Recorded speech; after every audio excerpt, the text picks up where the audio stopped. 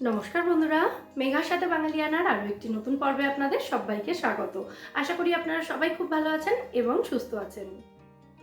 আজ নিয়ে এসেছি অসাধারণ সুস্বাদু একটা কুলফির রেসিপি, যেটা বাড়িতে থাকা সাধারণ কিছু উপকরণ দিয়েই তৈরি করে নেওয়া যাবে। তাহলে চলুন এবার রেসিপিটা দেখে নেওয়া যাক।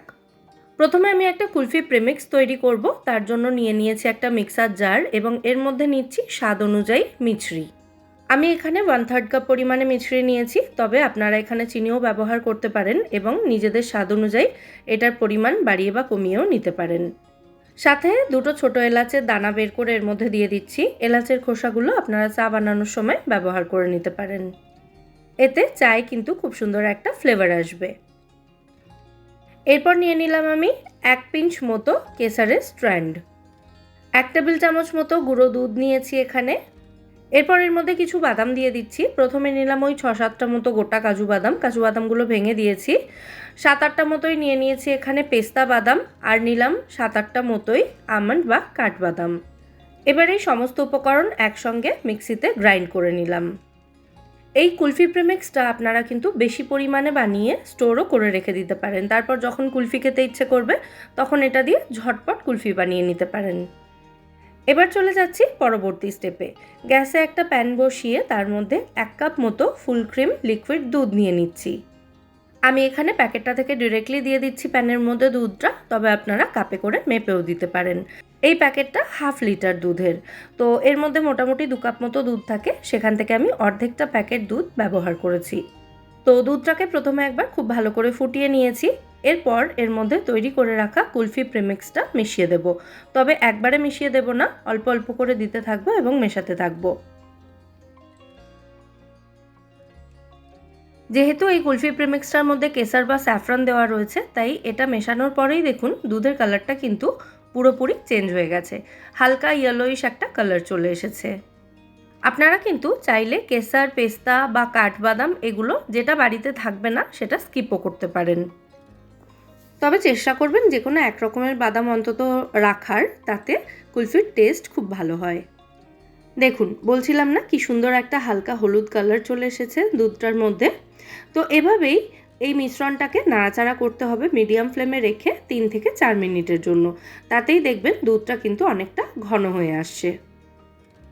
খুব বেশি ফোটানোর কিন্তু দরকার নেই, মোটামুটি 3 থেকে 4 মিনিট ফুটিয়ে নিলেই দেখবেন দুধটা অনেকটাই ঘন হয়ে গেছে। যেহেতু এতে বিভিন্ন রকমের বাদাম রয়েছে, গুঁড়ো দুধ রয়েছে, তাই এটা কিন্তু খুব তাড়াতাড়ি ঘন হয়ে যাবে। তো ভিডিওতে যেরকম আপনারা দেখতে পাচ্ছেন দুধটা কিন্তু আগের থেকে একটু ঘন হয়ে গেছে। এর থেকে বেশি ঘন আমি আর করব না। এরকম কনসিস্টেন্সি থাকা অবস্থাতেই দুধটাকে নামিয়ে ঠান্ডা হতে দেব। গ্যাস থেকে নামিয়ে দুধের এই মিশ্রণটাকে ঠান্ডা করার সময় আমি এটাকে কনস্ট্যান্ট এভাবে নাড়াচাড়া করেছি, যাতে এর মধ্যে সর না পড়ে যায়। যদি সর পড়ে যায় তাহলে কিন্তু কুলফির মধ্যে লাম্পস তৈরি হয়ে যাবে। সেরকম হলে কিন্তু কুলফির টেক্সচার ভালো হবে না। তো দুধের এই মিশ্রণটা এখন পুরোপুরি ঠান্ডা হয়ে গেছে, এটাকে আমি সাইডে সরিয়ে রাখবো এবার। আর চলে যাচ্ছি পরবর্তী স্টেপে। একটা বড় পাত্র নিয়ে নিয়েছি এখানে আমি। এই পাত্রের মধ্যে নিয়ে নেব 3/4 কাপ পরিমাণে ফ্রেশ ক্রিম। আমুলের ফ্রেশ ক্রিম আমি এখানে ব্যবহার করেছি, আপনারা অন্যান্য যে কোনো ব্র্যান্ডের ফ্রেশ ক্রিম ব্যবহার করতে পারেন, অথবা দুধের সরও কিন্তু এখানে ব্যবহার করা যেতে পারে ওই সমপরিমাণেই। প্যাকেট থেকে ক্রিমটা পাত্রে ঢালার আগে আমি প্যাকেটটা ধরে খুব ভালো করে শেক করে নিয়েছিলাম বা ঝাঁকিয়ে নিয়েছিলাম, যাতে জলীয় ভাব এবং ক্রিম যেটা আলাদা হয়ে থাকে প্যাকেটের মধ্যে সেটা একসাথে মিশে যায়। এবার একটা তারের হুইস্কার বা কাঁটা চামচের সাহায্যে খুব ভালো করে এই ক্রিমটাকে ফেটিয়ে নিতে হবে। মোটামুটি 7-8 মিনিট মতো একটু জোরে জোরে হাত চালিয়ে এটাকে ফেটিয়ে নিতে হবে। দেখবেন ক্রিমটা আস্তে আস্তে এরকম একটু শক্ত হয়ে আসছে। তো মোটামুটি এরকম অবস্থায় আসা পর্যন্ত ক্রিমটাকে আমাদের ফেটিয়ে নিতে হবে। আর ক্রিমটা কিন্তু আমি এখানে মেপে দিইনি, প্যাকেটের মধ্যে যতটা ক্রিম থাকে ম্যাক্সিমামটাই নিয়ে নিয়েছি, সামান্য একটু রেখে দিয়ে। তো ক্রিমটাকে আমি খুব ভালো করে ফেটিয়ে নিয়েছি। এবার রেডি করে রাখা যে দুধের মিশ্রণটা, মানে যেটাকে ঠান্ডা করে রেখেছিলাম আমরা, সেই দুধের মিশ্রণটাকে এর মধ্যে দিয়ে দেব, মানে এই ক্রিমের মধ্যে দিয়ে খুব ভালো করে সমস্ত উপকরণ মিশিয়ে নেব। এই মিশ্রণটা রেডি হয়ে গেলে কিন্তু আপনারা অবশ্যই মিষ্টির পরিমাণটা চেক করে নেবেন। এবার সমস্ত উপকরণ একসাথে খুব ভালো করে নাড়াচাড়া করে মিশিয়ে নিচ্ছি। মেশানোর জন্য আমি এখানে তারের হুইস্কারটাই ব্যবহার করেছি, এতে মিশ্রণটার মধ্যে কোনো লাম্পস থাকবে না এবং সমস্ত উপকরণ খুব ভালো করে মিশে যাবে। এটাকে কিন্তু আর খুব বেশিক্ষণ ফ্যাটানোর দরকার নেই, জাস্ট খুব ভালো করে সমস্ত উপকরণ মিশে গেলেই হবে। দেখতেই পাচ্ছেন একদম স্মুথ একটা মিশ্রণ তৈরি হয়েছে। তো এবার এগুলোকে মটকার মধ্যে ভরবো। আজকে আমি যেহেতু মটকা কুলফি বানাচ্ছি সেই জন্য মটকার মধ্যে ভরে নেব। আপনারা চাইলে বাড়িতে থাকা স্টিলের গ্লাসেও কিন্তু কুলফিটা সেট হতে দিতে পারেন। মাটির মটকা আমার কাছে দুটোই ছিল, সেই জন্য আমি দুটোই ব্যবহার করছি, আর বাকিগুলো সেরামিকের মটকা। কুলফি জমানোর জন্য আপনারা যে কোনো পাত্র ব্যবহার করতে পারেন, অথবা বাড়িতে যদি কুলফি মোল্ড থাকে তাহলে তাতেও কিন্তু কুলফি সেট হওয়ার জন্য রাখতে পারেন। তো প্রথমেই দুটো মাটির মটকা ভরে নিয়েছি, তারপর সেরামিকেরগুলো ভরে এক্সট্রা যেটুকু থাকবে মিশ্রণ সেটা দিয়ে আমি কুলফি মোল্ডে কুলফি সেট হওয়ার জন্য রেখে দেব। 4টে মটকা ভরার পর অল্প একটু মিশ্রণই ছিল এখানে, তাই এরকম কুলফি মোল্ডগুলো একটা ভর্তি হয়েছে এবং আর একটার অর্ধেক ভর্তি হয়েছিল। যাই হোক, এবার এই পাত্রগুলোকে ঢাকা দিতে হবে। তো কুলফি মোল্ডের তো ঢাকনা ছিলই, ওগুলো দিয়েই আমি ঢাকা দিয়েছি। আর এই মটকাগুলোর তো ঢাকনা নেই, তো সেই কারণে অ্যালুমিনিয়াম ফয়েল এর মুখে দিয়ে এভাবে আটকে দিচ্ছি। এগুলো ছাড়া যে কোনো প্লাস্টিকের শিট অথবা ক্লিং র্যাপ দিয়েও কিন্তু আপনারা পাত্রগুলোকে ঢাকা দিতে পারেন। পাত্রগুলো এয়ারটাইট হওয়া নিয়ে কথা, মানে বাইরের হাওয়া যেন এর মধ্যে না প্রবেশ করে সেই রকমভাবে এগুলোকে ঢাকা দিতে হবে।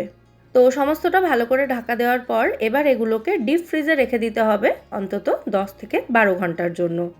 আমি সাধারণত যেদিন কুলফি খাওয়ার থাকে তার আগের দিন এগুলো বানিয়ে ফ্রিজে রেখে দিই, যাতে বেশ অনেকটা সময় পায় এগুলো সেট হওয়ার জন্য। আর চেষ্টা করি সারা রাত যাতে এগুলো ডিপ ফ্রিজে রাখা যায় সেটার জন্য, কারণ তাতে ফ্রিজ খোলা বন্ধ হবে না এবং এগুলো কিন্তু ভালো মতো সেট হতে পারে তাতে। তো আগের দিন রাত 10টা নাগাদ আমি এই কুলফিগুলোকে সেট হওয়ার জন্য ডিপ ফ্রিজে রেখেছিলাম, আর পরের দিন সকাল 10টা নাগাদ এগুলো আপনাদেরকে দেখিয়ে দিচ্ছি এবার বের করে যে এগুলো কতটা ভালো মতো সেট হয়েছে। কুলফি মোল্ডে যেগুলো দেওয়া ছিল সেগুলো তো ভালো করে সেট হয়েইছে, দেখেই বোঝা যাচ্ছে, আশা করি বুঝতে পারছেন। তো এবার দেখে নেব আমাদের মটকা কুলফিগুলো কত ভালোভাবে সেট হয়েছে।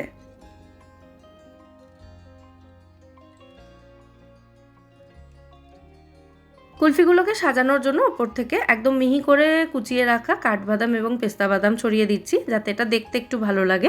এরপর কুলফিগুলো কতটা ভালোভাবে সেট হয়েছে আর টেক্সচারটা কেমন হয়েছে সেটাও দেখিয়ে দিচ্ছি। দেখেই আশা করি বুঝতে পারছেন কুলফিটা কতটা পারফেক্টলি সেট হয়েছে, আর এর মধ্যে কিন্তু একটু আইস ক্রিস্টাল বা বরফের কুচি জমেনি। আর ওইদিকে আরেকজনের কাণ্ড দেখুন, বাজার থেকে ফিরেছে কলমি শাক নিয়ে এবং কলমি শাকের বান্ডিলটাকে ওখানে রেখেছে ডান দিকে, বলছে বাদিকে তো আর্টিফিশিয়াল প্ল্যান্টটা রয়েছে, ডান দিকে এটা রাখলে দেখতে বেশি ভালো লাগবে ভিডিওতে। ভিডিও চলাকালীন কত রকমের কত কিছু যে ঘটে দেখতেই পাচ্ছেন। আজকে এই ইনসিডেন্টটা রেকর্ড হয়ে গিয়েছিল, সেই জন্য ভাবলাম আপনাদের সঙ্গেও শেয়ার করি। যাই হোক, আজকের এই মটকা কুলফির রেসিপি আপনাদের কেমন লাগলো সেটা কিন্তু কমেন্টে অবশ্যই আমায় জানাবেন। আশা করছি রেসিপিটা ভালোই লেগেছে। যদি ভালো লেগে থাকে ভিডিওটাকে বরাবরের মতো একটা লাইক এবং শেয়ার করার অনুরোধ রইল। সাথে আমার চ্যানেলটাও অতি অবশ্যই সাবস্ক্রাইব করে নেবেন যদি এখনও না করে থাকেন। তাহলে আজকের মতো এখানেই বিদায় নিচ্ছি, আবার দেখা হবে পরের পর্বে নতুন কোনো রেসিপির সাথে। সবাই সুস্থ থাকবেন, ভালো থাকবেন এবং সবাইকে খুব ভালো রাখবেন। নমস্কার।